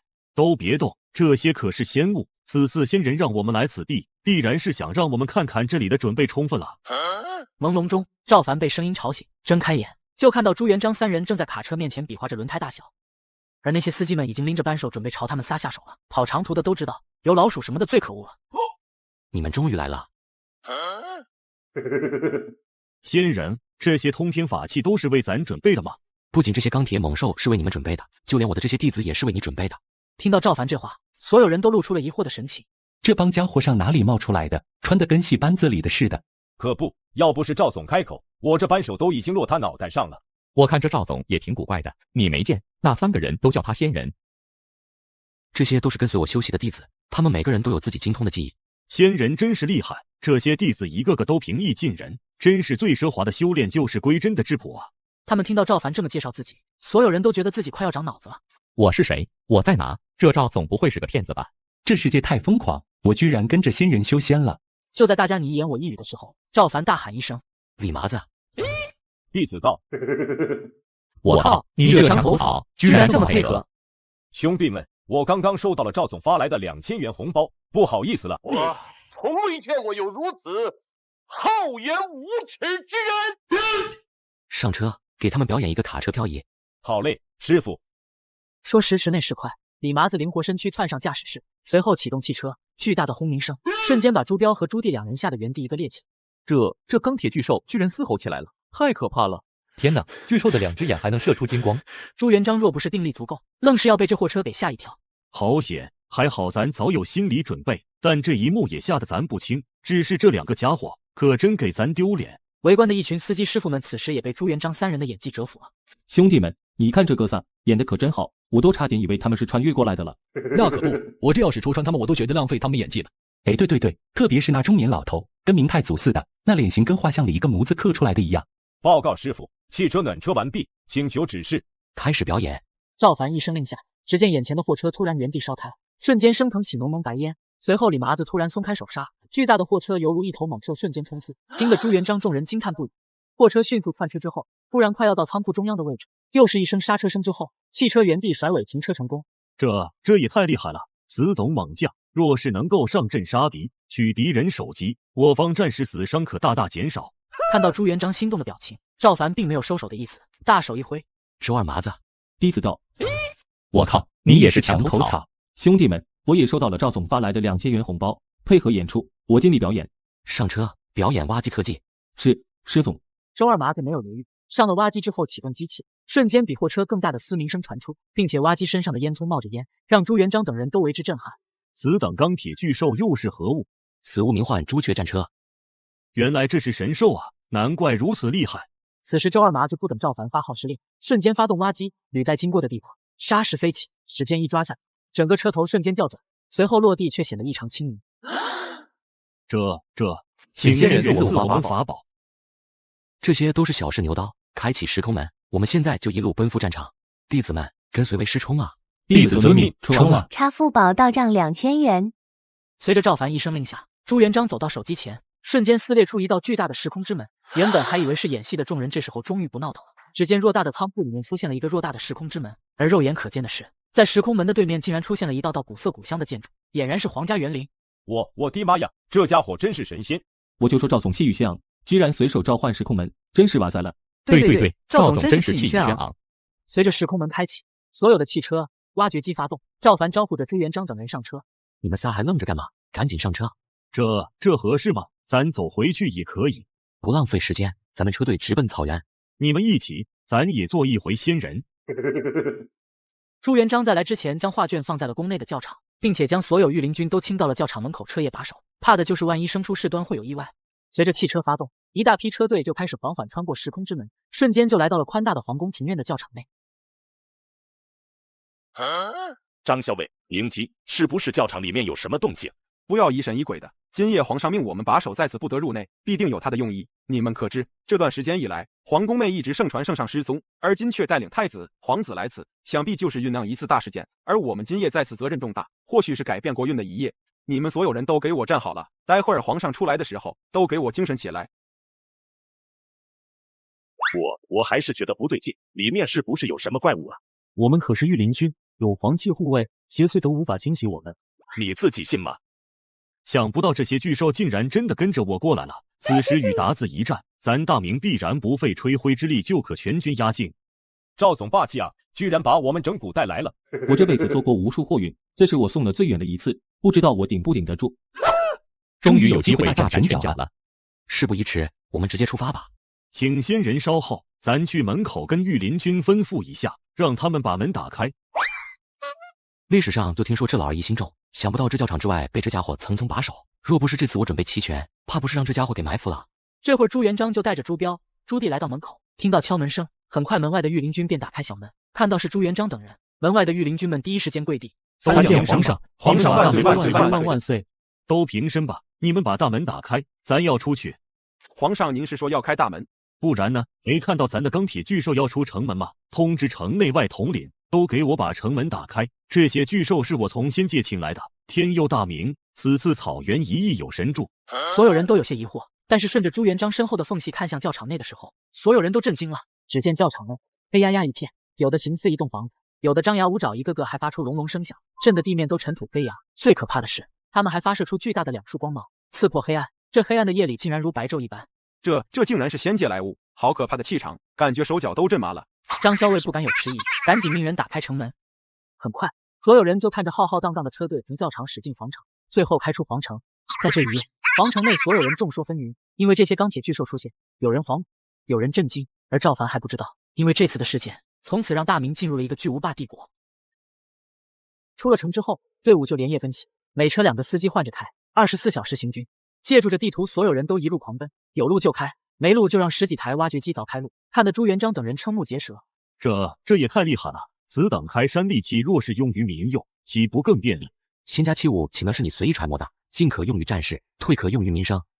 仙物不愧是仙物，刚刚咱看这巨兽不吃肉也不喝血，只是堪饮水就已经这么厉害了。而且这小师傅手里的地图居然比我们大明的堪舆地图还完整，实在是厉害。嗨，这都是雕虫小技。周二，我们大概还有多久达到目的地啊？报告师傅，按照目前的行程，我们预计还要2天的时间。这么快，日行千里。没等朱元璋他们震惊完，赵凡却摇了摇头：2天，不行，太慢了，给我加速！所有弟兄们听好了，挑最近的走，今晚到达目的地。朱元璋估算过，如果按照蓝玉他们正常的行军路线来看，目前最差也还有1天的路程，也就意味着只要他们够快，能够在去的路上与主力部队会合，趁着他们没有分裂阵型之前，让所有将士都有机会尝到这先进的泡面。朱元璋刚刚尝过了这红烧牛肉的微辣，酸菜肉丝面的过瘾，不过最中意的还是那个臭豆腐味的泡面，简直就是极品，又臭又香。一路急行了又是近100公里，这没日没夜的长途奔袭，使得期间好几次有几辆卡车直接开出了队伍，准备今晚就要远航，还好及时用对讲机又给拉了回来。也得亏这些路都是前面的挖机师傅给凿出来的，但凡有对向车辆开过来，他们今天就得东一块西一块。大约是到了一个山坡位置的时候，终于是看到前方树林里密密麻麻黑压压一片，有步兵，有骑兵，还有工兵。只是这远光灯一打，无数大明战士们都蒙圈了，处在原地就开始瑟瑟发抖，两眼发直的看着赵凡他们这一大帮子钢铁巨兽。这家伙不会是打死的军队吧？不可能，我们还在大明的境内，距离达子的位置还有1天的行程才对。这几天达子的探子一直在我们大部队周围监视我们，他们不可能侵扰到我们境内的。这时候不仅士兵们懵逼，就连徐达、蓝玉等人也懵逼。按原计划，今天夜里他们就要兵分5路将草原形成包围之势，结果这时候却蹦出来这么一堆会喘气的铁疙瘩，而且看这些巨兽的力气，根本就不是30-50人能够撼动得了的。那些东西是什么？这一双玲珑眼，直接把我们整个埋伏的军队都看得一清二楚，夜如白昼，实在是太厉害了。就在几人不知对面是敌是友的时候，一个熟悉的身影出现在了钢铁巨兽的光照之下，赫然就是朱元璋、朱标以及朱棣。不是，皇上为何跟那群怪兽在一起？只见不远处朱元璋和赵凡有说有笑，而且从行为举止能够看出来，明显皇帝朱元璋更加尊敬赵凡。我是看错了吗？圣上竟然对那个小子毕恭毕敬的。大家都饿坏了吧？粮草运到了。我原以为皇上会给我们就近运送粮草，没想到竟然亲自来送，果真是千古一帝。圣上他体恤咱们行军辛苦，居然给我们亲自运送军粮，弟兄们，此仗我们必定大捷。富有的话音落地，所有人都感同身受，不由得山呼海啸的呼喊声不断传出，震得这草原上如雷贯耳。朱元璋还没走近，几十万将士瞬间整齐划一的跪下，紧接着一个个山呼海啸的声音就传来：皇上万岁万岁万岁！这一幕就算是强如朱元璋这样的传奇皇帝，此刻也忍不住有些许动容。众将士免礼，崇巴何德何能拥有你们这些精兵良将？皇上，我等原计划今晚就人马分开，您是如何这么快追赶上我们的路程的？这一切都是有先人帮忙，这些钢铁巨兽也会投入战事，为咱修筑防御工事。圣上，这些巨兽会听命于我们。这些巨兽自然不会听令于咱，但是仙人的弟子个个都是能人，能让这些巨兽顺从的听他们指挥。是啊，各位叔伯，事不宜迟，我们不如就在这里烧水吃顿方便面吧。方便面是何物？此物便是方便面，冲水即可，香气扑鼻，吃完之后唇齿留香，久久不能忘怀。还有这样方便的神仙美食。一直没说话的赵凡终于插过话头，说的不错，此物正是来自于仙境，众弟子听令。弟子在。把泡面发下去。是。话音落下，所有的泡面和矿泉水就开始有序的发放下去。分发下去的时候，朱元璋等人就不断的告诉他们应该如何将泡面通过开水泡开。天哪，这味道也太香了吧！你们的是什么味道？我的咋一股怪味？这叫臭豆腐味的方便面，你别嫌弃，闻着臭，但是吃着香，我已经试过了。此物吃一顿饭竟然如此方便，简简单单就能够让所有人吃上一口热汤一口热面，将士们何尝不骁勇善战？说到这里的时候，几个将军们无不鼻子一酸。常年征战、冲锋陷阵的是那些士兵、将领，而常常他们确实最难得吃到一口热饭的。可真到国家需要的时候，他们却是冲在最前面的。你们放心，这一次的战事，我会让你们打得非常轻松。话音未落，赵凡将准备已久的数十台无人机一起升空，因为附带夜视功能，霎时间，方圆1公里内的景色全部尽收眼底。这还没完，赵凡又搬来投影仪，直接将实时画面展现给众人。这一刻，就连朱元璋他们也被彻底震惊了。这不就是千里眼吗？还好这次是我们得到了仙人，若是让别人得到，那可就要成为我大明的眼中钉、肉中刺了。就此，整个大部分范围内的一草一木、一兵一卒都被看在眼里，零星几个躲在暗处的探子也无从遁形。这要是弓箭手能坐上去，岂不是更厉害？赵凡呵呵一笑，没有搭茬。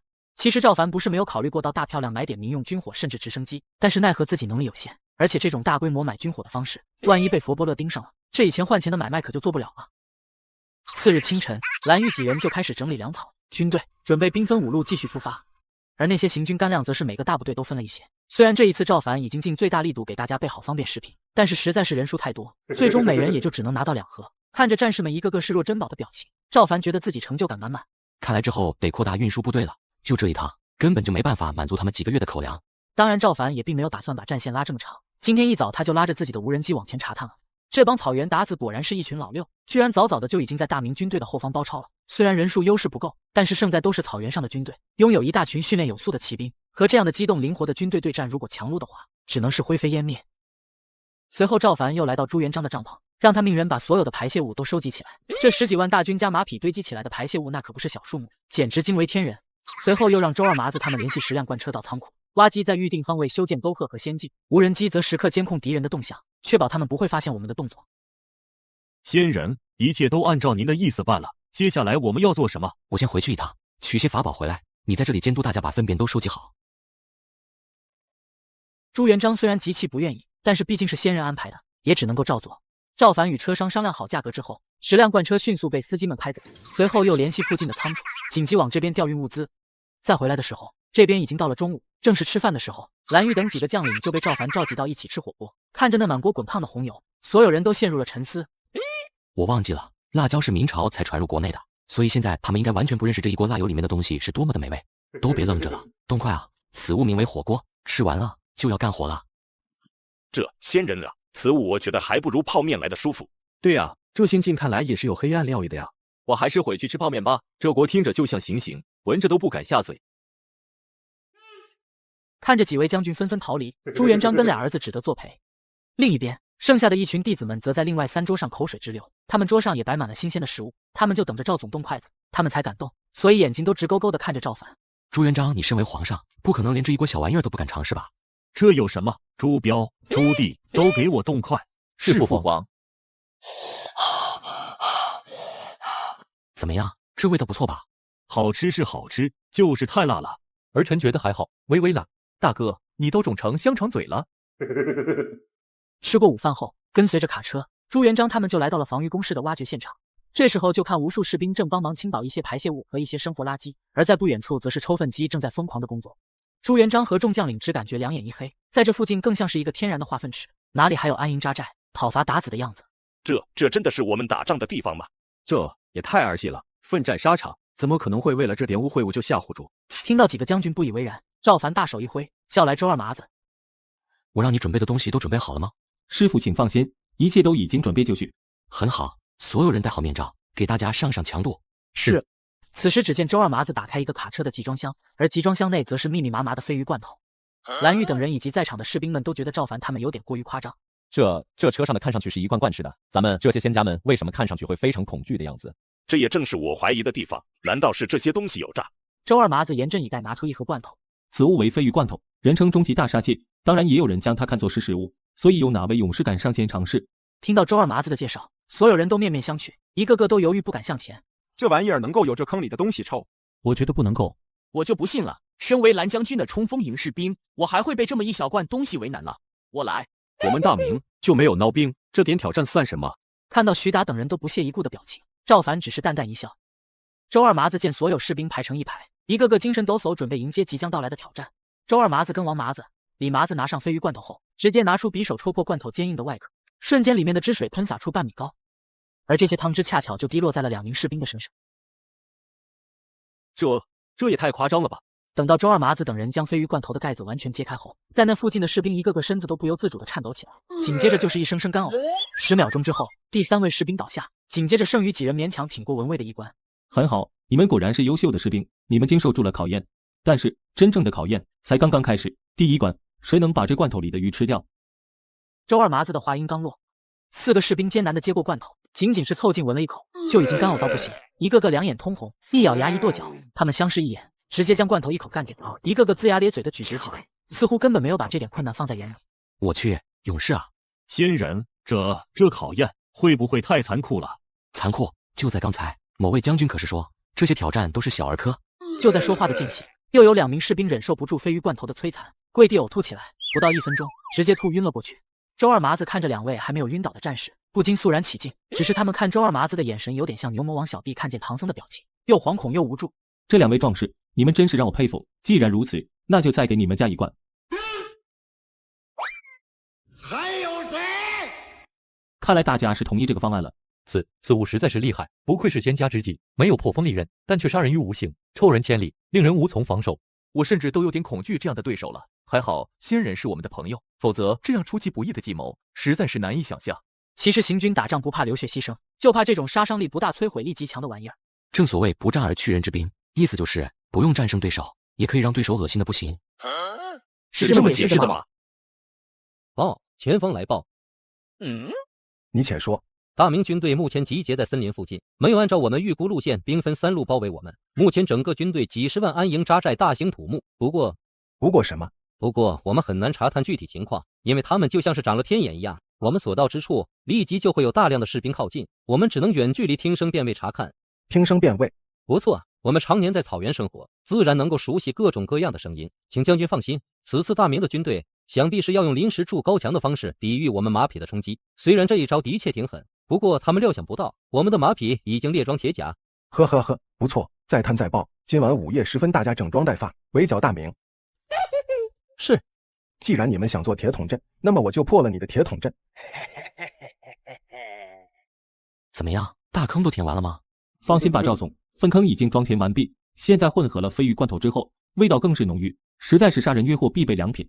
很好，农药无人机都准备好了吗？10台机器全部都准备好了。好，先给他们尝尝咸淡，让他们知道背后偷袭的后果。赵凡一声令下，所有巨型农药无人机直接熄了个宝，直奔达子营地而去。此时所有达子军队都整装待发，就等着发号施令直接冲锋。而这个时候突然一股狂风直临头顶，所有战士在这一刻都看傻眼了。头顶这是啥？我们不会见鬼了吧？别瞎说，这一定是敌人的障眼法。你以为是风，其实根本没有风。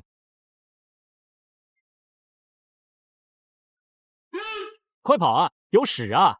也就是一瞬间，原本摆好的阵型瞬间兵荒马乱，就算士兵们能忍受，他们身边的马匹也无法忍受，一时间踩踏死伤无数。也就是在这一瞬间，无数挂着鲱鱼罐头的塑料袋被装在了没有箭头的弓箭上面。仙人，咱们都动用弓箭了，为什么还要把箭头锯掉？伤他们的身只会让他们愤怒，而现在我们能够无限恶心他们，消磨他们的斗志，让他们无法战斗，特别是那些不受控制的马匹，这便是我说的不战而屈人之兵。从军数十载，赵仙人是我见过最伟大的统帅指挥。所有人听好了，这不过是敌人的小把戏，趁现在给我冲啊！冲啊！对面是什么？太阳吗？也太刺眼了。不管了，跟着我一起冲！此时就看对面无数箭雨带着飞鱼罐头直冲而下，就在砸到那些士兵身上的瞬间，崩溃的心情无以言表，一边喊着冲锋，一边呕吐，没多一会儿就晕倒在地。这种不断延展出来的恐惧心理一下子就让所有战士都没有了心情，虽然死不了，但是战斗力减半，而且随即带眩晕呕吐。然而就在这个关头，达子将军冲在了前面，鼓舞大家：兄弟们，跟我冲！我就不信了，他们这些下三滥招式还能降得住我们这些草原上的壮士！冲啊！就在无数铁骑冲在前面的时候，下一刻就见偌大的陷阱直接将那些骑兵全部摔进预留好的飞鱼罐头粪坑里。先锋军的达子将军摔下掉落，直接吃了个饱。弟兄们，冲啊！不要啊！下一刻，无数骑兵从四面八方全部掉落进坑里，场面恶心至极。只见一群身披铁甲的骑兵们在浑浊的陷阱里奋勇前进，自告奋勇，奋不顾身。所有司机听令，按喇叭！就在声音响起的瞬间，无数马匹受到惊吓，瞬间奋不顾身地逃窜起来。那些原本相安无事的士兵，在这一刻也瞬间被马匹撞到粪坑里面，一时间哭喊声不止。我从来没有打过这么富裕的仗，居然不动兵一毫就可以让敌人惨叫连连，不愧是仙界高人，用兵如神啊！此刻，就在所有人的注视之下，一辆挖掘机把达子将军从粪坑里捞了起来。此时他已经奄奄一息，时不时给自己呕两口，委屈的不行。所有人给我听好了，我们不是敌人，我想你们在这一刻也不想成为我的敌人。今天射向你们的箭都没有箭头，如果我要想，此刻你们已经是尸骨一片。听到这话，达子将军往后看，发现自己引以为傲的铁骑此时已经所剩无几，自己的士兵伤的伤，晕的晕，吐的吐，还算忍得住的士兵，此时也在臭气熏天的阵型里面忍受煎熬，根本就无心恋战，这仗根本打不赢。你们把我抓了，要杀要剐随你便。说得好，给我拿3罐飞鱼罐头来。这位将军，看样子你不是很服气啊。这样，只要你能把这罐头全部吃完，并且不吐，条件随便你提，否则你就得乖乖听我的话。此物有何惧怕？我身上全都是，我不怕。等到罐头打开，达子将军凑到罐头前闻了闻，瞬间感觉一股味道直冲天灵盖，混合着身上的味道，顿时就让他有了一种眩晕的感觉。这不算什么，看我的！就在赵凡以为这个达子将军能够抵抗这飞鱼罐头的威力的时候，后者转身就是一顿疯狂呕吐。吓死我了，还以为这帮达子是吃屎长大的。片刻时间之后，达子将军终于在一通凉水澡下缓过劲来。哼，就算你们把我绑起来了，我也不服。不服好啊，我就看中将军您的骨气。来，您看是您自己动手，还是我为你？停，你说吧，你到底想干嘛？哼，伤咱大明子民，只让你受这些委屈已经是便宜你了。若不是先人仁慈，现在你已经是咱的刀下亡魂了。哼，看来你就是大明皇帝了。想不到此次远征，皇帝老儿居然都一起出城了，在下实在是佩服你的魄力。仙人，不如此人就交给我，我要将其千刀万剐，头颅割下，晾晒城门示众。不，冤冤相报何时了？更何况大家都是一家人，我们真正的目标不是自己人，而是……说着，赵凡便将一旁的投影仪打开，开始播放清朝入关以后接下来的几百年的屈辱历史，鸦片战争、甲午战争，在后面又是八国联军以及丧权辱国的马关条约等等。大家看到这既陌生又熟悉的画面的时候，不仅草原达子们沉默了，就连大明的士兵们全部都一个个眼眶泛红。这些都是你们互相侵扰后的未来。我们泱泱大国竟然被这些黄毛鼠辈指使，难道我们炎黄大地就没有血性男儿了？有，只是……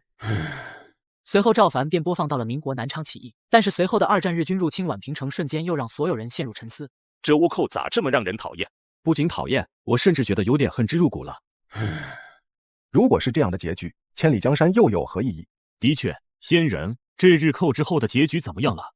之后日军一路南下，几乎鲸吞了我们整个华夏。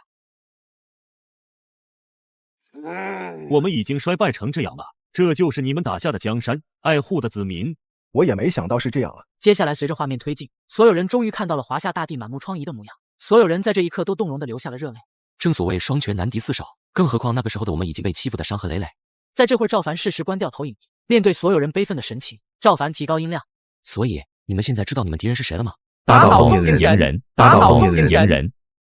很好，既然你们都明白了，那就好办了。我要你从现在开始并入大明，你有异议？如果你有异议，我不介意现在就将你们灭族。达子将军看着赵凡的眼神，很显然他相信赵凡做得到。行，这件事我来办。识时务者为俊杰，接下来给你们3天时间重整旗鼓，7天后我们上船讨伐东瀛人。仙人，我们此次没有船只，要如何到达？不必担心，小小船只，轻轻松松。接下来，达子将军以迅雷不及掩耳之势，迅速推倒了草原达子的政权。在所有人都还不明原因的时候，他第一时间就归降大明，而且士兵们一个个都喜笑颜开，甚至都不觉得有什么不对。而之后的几天，赵凡则是先将几百个士兵不要的破旧铠甲在古董市场卖了个高价，然后转手买了几千艘渔船，还花巨款租了2艘游轮，这一次，赵凡借着一些非常规手段搞到了一些热武器，比如被淘汰下来的一些二战时期的枪炮、坦克等等。搞个二战军事博物馆，这不算犯规吧？看着账户里仅存的几块钱，赵凡却觉得胸前的红领巾更加的鲜艳了。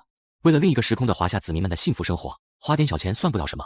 赵凡算过了一艘渔船拆掉储存海产的鱼箱，能够载下200来人，1000艘就是2万多人，而游轮满打满算至少可以载下2万人，拢共就是4万人的军队，带着二战的枪炮去东营跟他们单挑，这胜算只能说是平手吧。赵凡想过，如果真的吃力，他就直接上非常规手段，让那些小日子的日子过得再好一些。转眼终于到了出征的日子，那些精挑细选的精锐，在这一天一个个都在众士兵们羡慕的眼光之下登上了一艘艘船体。同志们，我们这一去是要打胜仗的，你们放心，待到樱花开，就是我归家日。弟兄们，你们都是筛选下来的精锐，你们承载着大家对你们的期望，此去一战，意义非凡。我们要能打仗，打胜仗，还要让所有的鬼子闻风丧胆。闻风丧胆，闻风丧胆。终于成了。你们干嘛？我不已经给你们结过钱了？赵总，打鬼子能不能算我们一个？我们要给祖先们报仇，这样的机会不多啊。对呀对呀，不给钱我们也要上。